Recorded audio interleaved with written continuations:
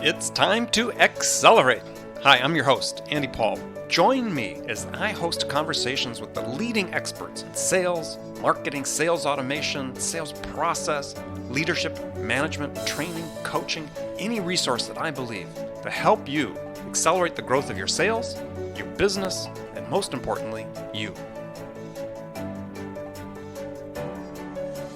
Hello and welcome to the show. Today our guest is Nancy Nardin, one of the leading experts on sales tools that can help you grow your sales. Nancy, how are you today? I'm doing terrific. Thanks, Andy. So rather than have me just sort of read the standard biographical information about you, why don't you take a minute, introduce yourself to the audience, tell us what you do and who you do it for.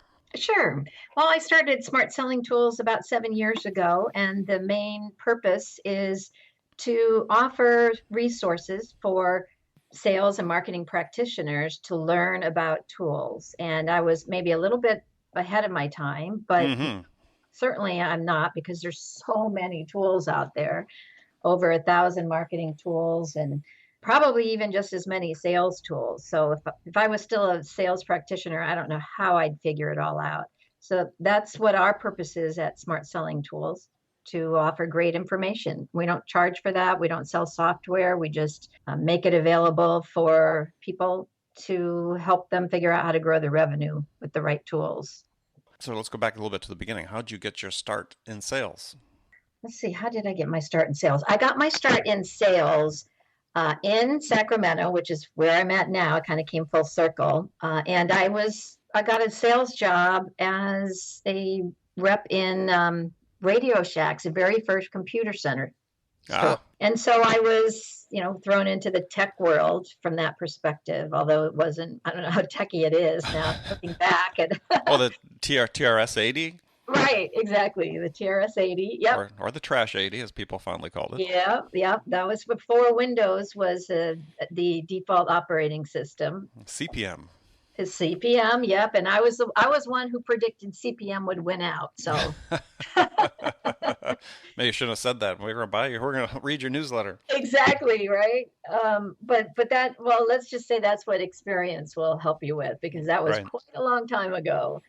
And that's how I got my start. And then I quickly realized retail is not the place for me, but it did give me a lot of great experience selling to the government. I mean, I was here in Sacramento, so we were able to sell our Tandy TRS 80s to the state government, and gave me some good experience and got me into sales. So I think that's maybe one thing is, find something that can get you into sales so that Hmm. you can use it as a stepping stone. So where'd you go from there? Well, from there, I didn't know what the heck I was going to do. I had no idea. So I flew home to Iowa to just think about it. And I was on an airplane. The plane was full except for one seat next to me. And of course, somebody comes on at the last second. Hmm. And I immediately, passed judgment on the guy. This is terrible to admit, but I'm like, oh my God, I can't believe I'm going to, be sitting next to this guy the whole time. And it turns out he was in sales and I was in sales. So we started talking sales philosophy. And one thing led to another. Next thing I knew, he was offering me a job at a company called Grid Systems in San Francisco. Actually, at the time, it was in Mountain View. Oh, It's yes. in the buildings that Google now lives in. And it was across from another startup at the time called Sun Micro. Yep. And so I mean, talk about serendipity, right? How do those kinds of things happen? I guess you just have to be open to them. Well, And you that's you probably asked a question, I imagine, or he asked you a question. right, right. Yeah. I mean, we just started a conversation. What do you do? What do you do? And then we started talking about sales. And I started sharing my philosophy about sales because I've always been a student of sales. I mean, I always wanted to just learn as much as possible and not just rely on like activity levels or the numbers game, right? So, Right. so we started talking about sales philosophy, and that impressed him. That at a young age, I was thinking about all of that, and he really pursued me for the position. I wasn't really sure I really wanted to. I didn't know enough to know what to ask or think about, and I did it anyway. I finally just agreed to it. And so I moved down to Silicon Valley. And here's the thing, and here's what got this really got me on the trajectory, although I didn't know it at the time, of where I am now.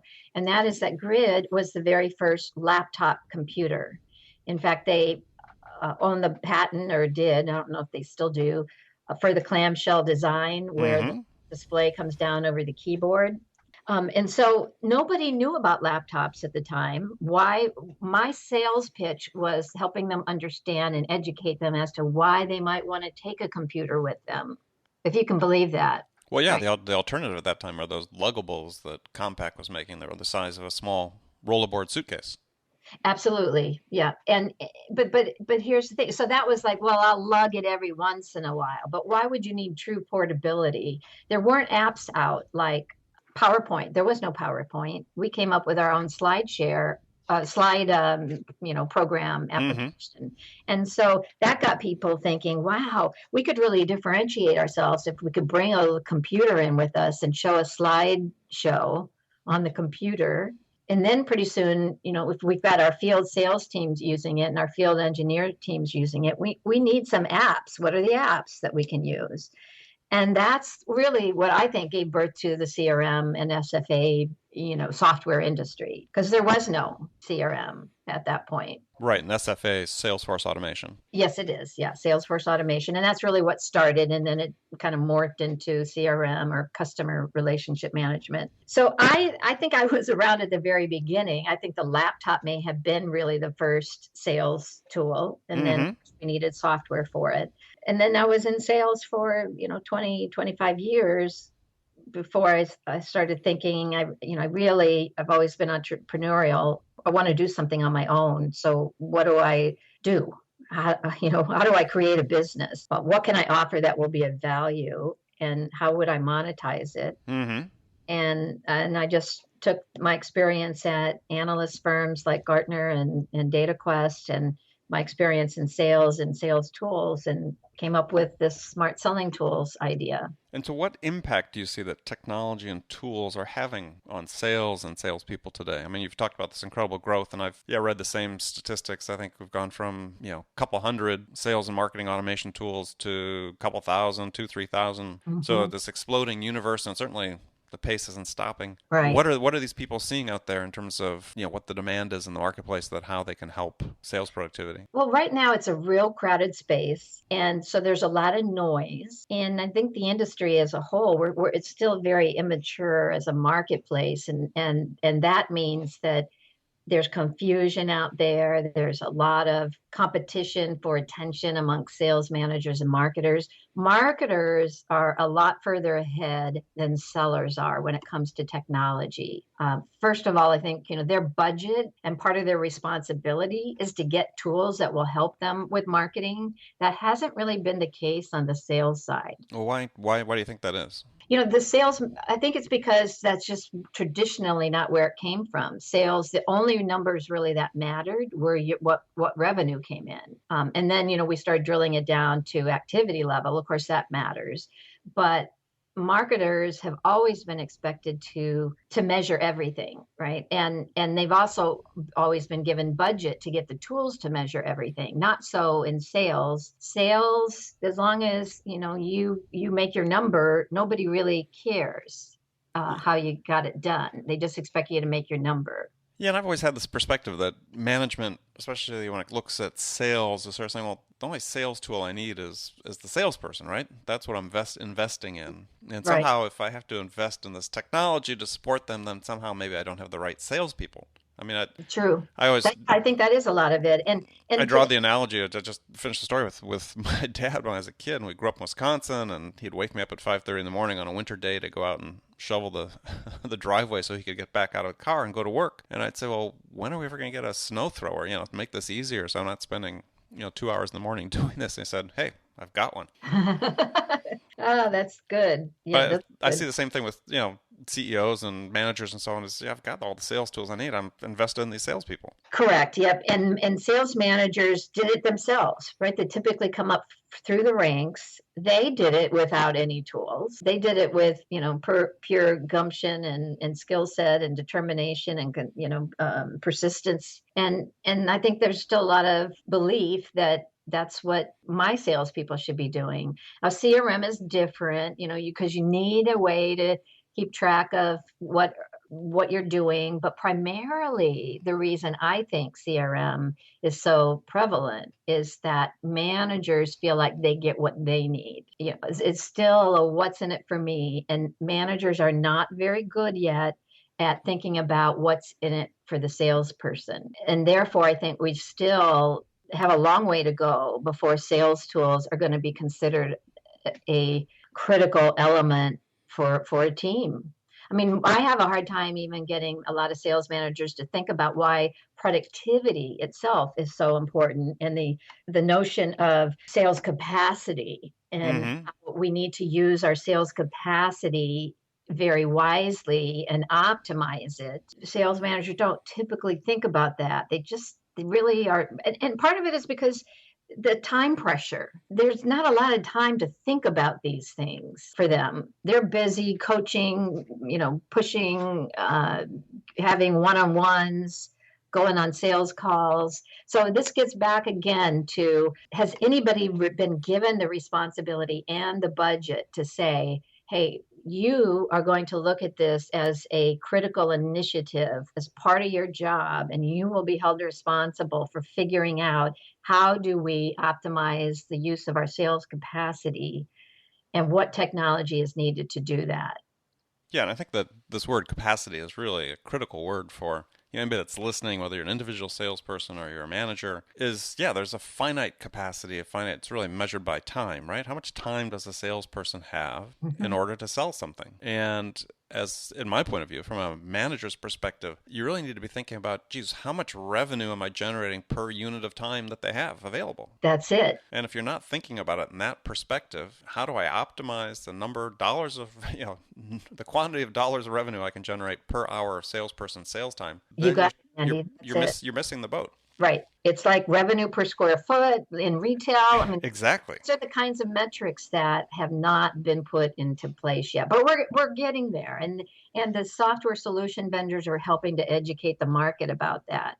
But there's a lot of sales software tools that are still way ahead of the market, because we think that the market should be there, but it just isn't. A lot of times I'll ask people what their budget for sales tools is, and they still just give me their CRM budget. Yeah. So we have a fundamental disconnect still in terms of where we are versus where we need to get to. Got it. Well, I want to talk after the break. I want to talk more about the specific tools that you recommend, that maybe the categories and some specific examples of tools that companies are using, that they're earning an ROI on, that would be useful for people to put to use in their business. Sure.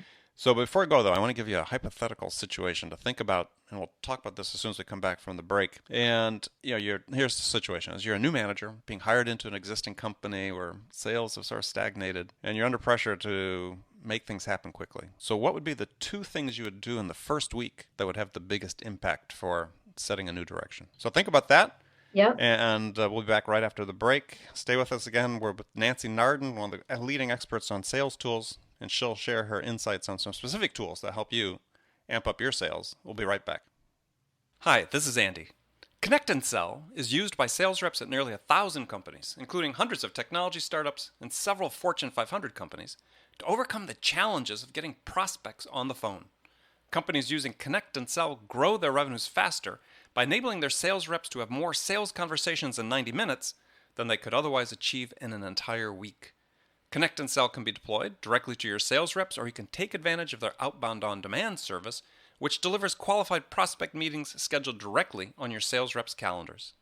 Visit connectandsell.com to learn more about how Connect and Sell can start filling your pipeline today. Welcome back. My guest today is Nancy Nardin. You can catch Nancy online at smartsellingtools.com. And make sure you subscribe to her newsletter, a weekly newsletter full of great information about sales tools, marketing tools that can help you drive increased sales. So, Nancy, before we jump into talking more specifically about sales tools, let's get your answer on the hypothetical situation I posed to you before the break. You're a manager, new manager at a company whose sales have stagnated. They want you to come in and make a huge impact quickly. What can you do in the first week? Or what would be the two things you do in the first week that could have the biggest impact? Boy, I have in my mind that's an easy thing to think about because there's two things in my mind that are most critical, and that is it has to do with the same thing. What's going on? Why don't we have the sales traction? And the two audiences that have the answer to that are the sales members themselves and the customers.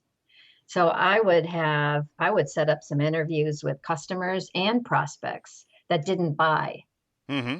right? So, you had a need, you were presumably interested. Why weren't we able to make, a connection?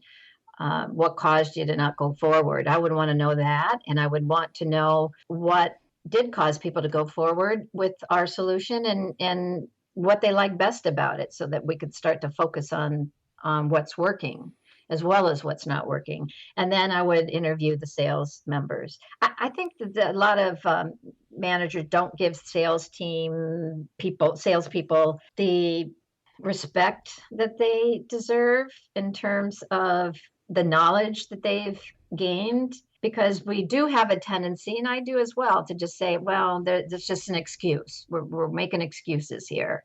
But there probably is some things, some elements of truth that we need to be open to hearing about what's going on. And salespeople are the ones that have that. Yeah, I mean, they're the ones that are closest to the action. Hmm. Okay, good answer. I like that. Yeah, it's a good mix of inside and outside. And as I said, the solution primarily will come from the customers.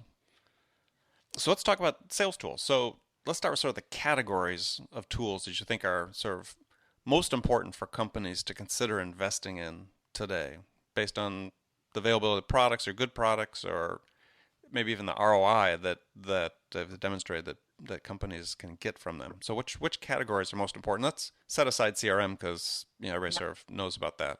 Yeah. And it's interesting too, because I do set aside CRM quite a bit. In fact, I don't even have CRM tools on my site. And that's because there's already so much focus on CRM, and I don't view CRM as a sales productivity tool. Now, it's a necessary tool. It is a system of record, but I don't think that salespeople should necessarily be using it as their main interface. I think we've gone beyond that. Look, CRM has been around for 35 years, and we're still using this sort of database record concept for a salesperson to use to log their everyday activities. And that's not how a human being works. And maybe at one point we didn't have the technology to do it any other way, but we do now. Mm-hmm. So for instance, why can't we, by virtue of dialing and using a phone, why can't that be logging in the phone call that was made automatically? And then perhaps calling up a call disposition screen when it notes that the call is over, Mm-hmm. allows a salesperson to just check off a couple boxes. This is what happened. This is what happened. This is the next step. This is, the competitors we talked about, whatever. That's the kind of automation that I think is needed. And so anyway, I got up on a tangent, but that's why I don't talk about CRM so much. So getting back to the categories, and we actually just did a survey on sales tools, consideration, acquisition, and performance. And we asked about 13 different types of sales tools categories. So I won't go over all of them. But for an example, e-signing is one, and sales contract management is one. Quoting, pricing, and configuration is one. iPad or tablet tools like mobile catalog and visit reporting and those Mm-hmm. types of things is one. Sales intelligence, so just having prospect lists and being able to look up and filter based on size of company and those types of things. Those are some of the tools that we asked about, whether they were in use, whether they were being implemented, whether they had evaluated them and declined, basically all the different options of of where a sales tool could be in terms of usage within a company. Right. And so, which were the most popular? Were those the ones you named? Not no, not really. So the ones that were rated the most popular in terms of usage were three of them. One was prospect communication and engagement, and the way we defined that was some anything that would augment email as a delivery tool Mm-hmm. of follow-up information. And so that might be something like a Yesware or a Live Hive or a Clear Slide. Okay, so, and maybe just for people that aren't familiar with those, explain functionality. Basically, they give you the ability to track whether your emails have been opened or Hmm. whether the content you've attached to an email has been opened.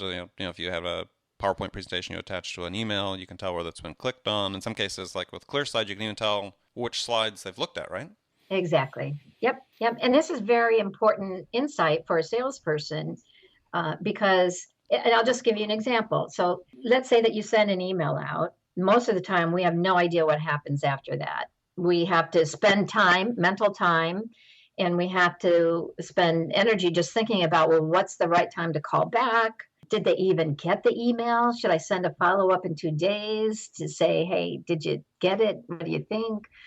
So that's a lot of time and energy and resources. If you think back to capacity that we were just talking about, that's not a good use of sales capacity. So if instead you send an email and it's got some sort of tracking code in it that can tell you, guess what, this customer just opened your email, well, that would be a great time to pick up the phone and give them a call because you know that they are actively engaged and thinking about your solution or that they are reading your proposal. Yeah, Another or they've yeah, they've come back 3 times to look at your proposal.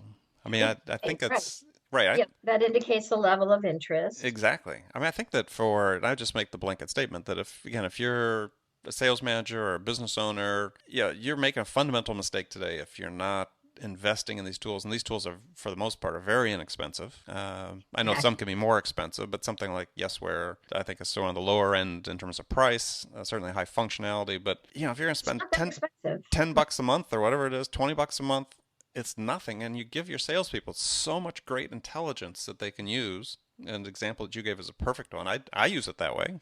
If I'm sending an email out to a prospect and they open the email, if the first time maybe I won't call them. If they open again a second time soon thereafter, yeah, I pick up the phone call. Yep. And I absolutely agree with you. There's no excuse. This is a fundamental tool that everyone needs in their toolbox. There's no reason why you shouldn't have it. And just one other quick example, and this has happened to me. I've talked to a client that said, or a prospect that said, we're probably not going to be ready to do anything for a couple of months. And I don't know, 30 days later, I start seeing these emails being opened by this person. Well, I could have been sitting here waiting an extra 30 days because they had told me originally 2 months. And now Mm-hmm. I know there's something going on that has stirred their interest. And I better pick up the phone and reach out to them. Yeah, and it. I know some people on the surface. I've talked to some management types saying, "Hey, that's a little creepy." It's not creepy. It's the way the technology works. It gives you some insights, and that's really what you want. Is you want insights that you can take action on. And yeah, this is just Yeah, to me is an essential tool that every sales organization should have. absolutely. And creepy could come into it if you just have to do it right. You don't want to like while as soon as you see they opened it, you don't want to call and go, "Oh, I can see that you're reading my email." I mean, Exactly. right? You just have to know how to do it the right way. I kind of equate it to those what do you call them when focus groups, right? When people get into a room and there's a big mirror and you know there's someone on the other side watching you, Right. and that's okay as long as you can pretend you don't know. But for instance, if someone turned the light on and now you could see people and they were watching you, you'd act a whole lot different. Now, nothing changed. Well, and actually, now when I get email from people that I assume that they're tracking, so Yeah, I can't tell people, I didn't get that email if I opened it because there's a good chance they know that I did. yeah, yeah, that's true. So the second one that about of the people that responded, 57% were using a tool like we've just talked about. Okay. And then the second and third place tied for 55%. of people using it. And the second, well, the next two were pipeline management and deal flow. Now, this is different from CRM. The way we defined this was tools that help you map out and understand the buyer journey. Mm-hmm. So these might be tools like a membrane or a Revigi. And these are things, for instance, that will help you map out the decision makers, like do an org chart. So spell Um, the second one. It was membrane and Revigi, Revegi. okay. And I'm not sure. That seems a little high for these tools. I think maybe some people did interpret this as a CRM. That would be my take on it, although we did define it, and that was not how it was defined. But anyway, that's what that category of tools does. And part of this is salespeople, if you're working a lot of accounts and or even just one, a couple of big accounts that have a lot of players in it, you need a way to help you prioritize your follow-up. You need a way to help you figure out who's who you haven't contacted yet, who you haven't persuaded that needs to be persuaded, what the buying process looks like. And that's what those tools help with. And then the third one was inside sales tools. So these would be things like dialers. It would be things like lead routing that, when a call comes in, you route it to the right person. It could be an inside sales software, CRM-like software where, it calls up the record of that person because it recognizes it by the phone number. Mm-hmm. Mm-hmm. Um, inside sales is growing tremendously because we know that people are busier and busier and don't really want to meet in person. And we are finding that it's not necessary anymore in today's world in a lot of cases. So inside sales and SDRs, or sales development reps, someone who's kind of in between inside sales and an account rep, that practice area is really growing. So it's not surprising that that's a tool that's in high usage. Yeah, well, I sort of find it interesting is that I've always thought that sales was predominantly an inside sales profession anyway, right? I mean, you look at the bulk of time and, take door-to-door salesmen out of the equation, and there aren't that many of those left anymore. But, through the arc of my career is with the products I sold, I probably had, I don't know, 5-to-1, 6-to-1 inside contacts versus, face-to-face contacts with customers. So it's, Yeah, you don't need a call center to be considered inside sales. Was my point is, if you've got even a normal sales environment, what I might call a hybrid, where the bulk of the work is to be done in the office or on the phone, investigate some of these tools. right. But that's really not what we're talking about for inside sales Oh, I tools. We're understand. real. Yeah, okay. So, but you're to your point, you're absolutely right. I mean, when I was carrying a bag and I was always, at the top, and I remember someone coming into my office and going, "I always see you on your computer. What do you do? What are you doing?" And that just goes to your point. A lot of it is inside sales. I mean, inside work, if you will. And what I was doing is I was researching. I was thinking of things that would be of interest to the prospect that I could send to them without it being a strict push to get the deal. I was nurturing. That's what I was doing, right? And so Yeah. a lot of inside work is nurturing and figuring out strategy. Well, yeah, and my point was that even if you're not in a strictly sort of more call center oriented, SDR oriented, inside sales environment, sort of high volume, outbound, proactive business development, but you still have, proactive business development requirements. You got to go out and prospect, some of these tools you talked about, even in lower volumes, a dialer, some of the access to the databases like Avention and some of these others you'd mentioned, they're critical to investigate and have as part of your toolkit. Yep. So, last question on this, and then we'll hop on to the last segment of the show is should salespeople invest their own money in some of these tools if their companies won't? Oh, I think so. Absolutely. Yeah, absolutely. And they are starting to because they're used to that idea. We have these app stores and we've got phones that we look for apps for. So if you're in sales and you're not thinking about going out and just getting your own tools, I think you're a little crazy because or lazy. I Yeah. mean, I hate to say it, but come on, this is a new world. If you want to be at the top of the heap, you got to find ways to put yourself there. And that may just be a combination of sales skills, but also tools to use. And at the prices we're talking about for some of these tools that don't require any kind of back end integration, like a Yesware or a Livehive or even a ClearSlide, there's no reason why you shouldn't just sign up for those on your own.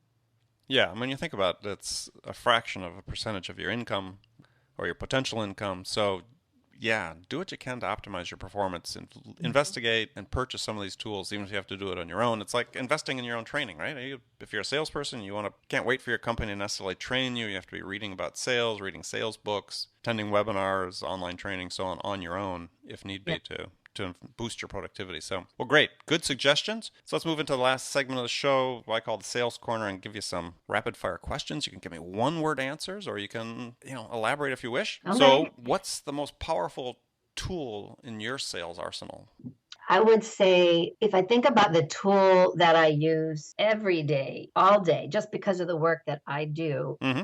it would be I would have to go back to the Live Hive or Yesware Okay. kind of example because that really you can't do without that. But I was going to say what I was going to say, and you can decide what you want to do with this. But what I was going to say is the Snagit, which is a tool that allows you to grab images. Screen capture. Yeah. Yeah, exactly. Now that's you wouldn't think of as a sales tool, but if you're in sales and you're going to be calling on a client or prospect, maybe you want to grab their logo right off the web. Maybe you want to grab some things out of a presentation you saw or a couple of tweets that prove that something is of interest to them or that shows you've done your research. It could, definitely be helpful for sales activities as well. Okay. That works. So what's the one book every salesperson should read? I'm gonna say that it is not what you would think of as a sales book. I Mm-hmm. would say pick up the books by Dan and Chip Heath. They're brothers, Right. and they're also professors or at least one of them. I think they both are, and they write books about the decision making process. One is called Made to Stick. Yep. One is called Switch. How do you get people to move and change, which is really what sales is all about. Mm-hmm. One is called Decisive. Yeah, I don't know that one. I know the first two you mentioned. Yeah. Decisive. I think it's called Decisive. It's something like that. And it's about how people make decisions. And I read these books and I think about it in terms of sales. How can we apply this? One of the concepts I really like is this concept of ooching. And so often we want to get the prospect from where they are now to signing a contract. Well, that's not how people work. That's a big process. I'm not sure I'm comfortable with it yet. You're asking me to marry you when we really just met. Mm-hmm.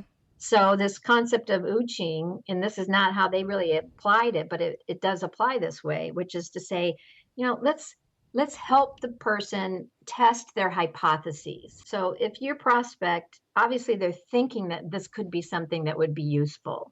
So instead of pushing for a sale, how can we help them test that hypothesis? How can we say, you know what, let's just put the decision aside for the moment and let's just test the hypotheses that your sales rep will be able to make a lot more calls. And because if that's not true, then we don't even really need to go further in our thinking. Mm-hmm. Mm-hmm. And that takes the pressure off. It shows that you have their interests in mind. It shows you want to work with them. And guess what? You're going to probably get them from A to Z a lot faster. But it's because you're not focused on Z, you're focused on B. Let's go from A to B. Right. And let's go from B to C. So that's why I like those books. Okay. Love it. So, books by the Heath brothers. What's your favorite music to listen to psych yourself up for an important sales call? Oh, I like well, my favorite song that psychs me up every time is I'm Walking on Sunshine. Yeah, yeah. I don't know. That probably dates me too much, but I love that. I like that song. Well, I don't know. I think maybe the TRS-80 did, but Yeah, true. Why am I worried about it now? It's like, yeah. that's I'd say Pink. I love anything by Pink. okay. fired up as well. There, that's a little more contemporary. So, what's the first sales activity you do every day? Every day I think about what are the things that I have to get done that day. What are my top priorities? And that's because I know I need to focus. There's so many things that could, distract a salesperson or me. And so that's what I do. I figure out these are the things I've got to get done. And oftentimes the things that I don't want to do, I least want to do, that seem the most difficult, those are the ones I try to do first because those are typically the ones that are the most important. Okay. And last question from this group is, what's the one question you get asked most frequently by salespeople? How do I get a prospect to engage with me? They don't put it that way, right? But they'll say, how can I get an at bat? Mm-hmm. That's the most difficult thing in today's world, I believe, everyone's busy. Technology has not helped us in that regard. It's just like when I was at Radio Shack, the most amount of RAM you could get was 24 megabytes. And we just thought, well, what do you really need that much more RAM? But it's the more RAM you have, the more memory needs you have. And the same goes for our own activity levels and our own resources. The more technology we have to help us with things, the more things we end up needing to do. So that's what your buyers live in. That's the Mm-hmm. world buyers live in. So if you're in sales, how can you get their attention? You have to differentiate yourself. You have to be authentic. You have to find interesting tools that can set you apart. For instance, a clear slide. Mm-hmm. That when you have them on the phone, boom, you just switch them right immediately over to the, hey, well, if you're on the web right now, I can quickly show you X, Y, and Z. So that allows you to take advantage of the moment you have that person's attention. Right. Wait for a meeting, you've got your at bat right there. Okay. Love it. Great answer. Well, that's great. I appreciate you spending the time with us today. I want to thank today's guest, Nancy Nardin. Nancy, thanks for sharing your wisdom about sales tools with us today. And how can people learn more about you? Well, they can go to our site, smartsellingtools.com. I would encourage everyone to subscribe to our blog as well as our weekly newsletter. And one other thing, and that is that every Thursday at 11 o'clock, we have a different featured vendor give a demo. So in 30 minutes, once a week, you can learn about tools without having to figure out who do I talk to, getting involved with a salesperson. Just show up for the webinar for 30 minutes, and in no time, you'll know about a whole bunch of tools, and you can decide which ones are good for you. I like it. All right. Make sure you check out Nancy's site at smartsellingtools.com. Subscribe to her newsletter. I do. It's a great way to keep abreast of what's happening in the business. And remember, if you're an entrepreneur, you're in sales, and if you're in sales, you're an entrepreneur. So make sure you make it a part of your day every day to learn something new to help you amp up your business. So until next time, this is Andy Paul. Good selling, everyone. Thanks for listening to the show. If you like what you heard and want to make sure you don't miss any upcoming episodes, please subscribe to this podcast on iTunes or Stitcher.com. For more information about today's guest, visit my website at andypaul.com.